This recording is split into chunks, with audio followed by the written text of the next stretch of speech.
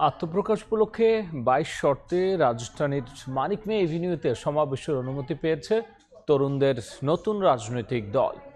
রাতে ডিএমপি সদর দফতরে পুলিশ কর্মকর্তাদের সঙ্গে বৈঠক করে নতুন দলের ৪ সদস্যের প্রতিনিধি।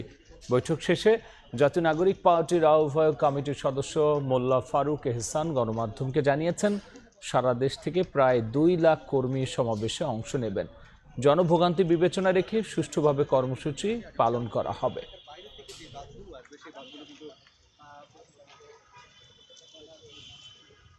অনুষ্ঠানের জন্য আমরা অবহিতকরণ পত্র দিয়েছিলাম। সেই পত্রের পরিপ্রেক্ষিতে আজকে ডিএমপি কমিশনার মহোদয় এবং ঢাকা মেট্রোপলিটন পুলিশ আমাদেরকে তাদের যে সম্মতিপত্র এটা আমাদেরকে দিয়েছেন।